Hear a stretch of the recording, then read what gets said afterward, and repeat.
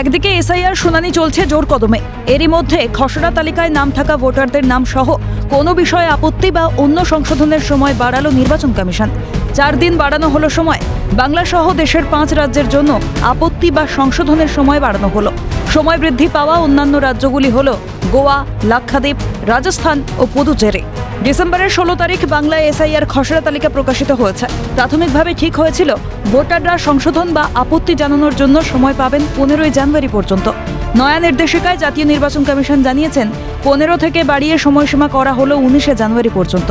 এদিকে সংশোধন বা আপত্তির জন্য নির্বাচন কমিশন সময় বৃদ্ধি করলেও বিতর্ক দানা বেঁধেছে মাধ্যমিকের অ্যাডমিট কার্ড গ্রহণ না করার বিজ্ঞপ্তিকে ঘিরে। কমিশনের এই সিদ্ধান্তে প্রশ্ন উঠছে, মাধ্যমিকের অ্যাডমিট কার্ডের মতো অত্যন্ত গুরুত্বপূর্ণ নথিকে কিভাবে নাকচের সিদ্ধান্ত নিতে পারে নির্বাচন কমিশন? সমালোচনায় সরব সব পক্ষ। অভিরূপা হাজরার রিপোর্ট, ক্যালকাটা নিউজ।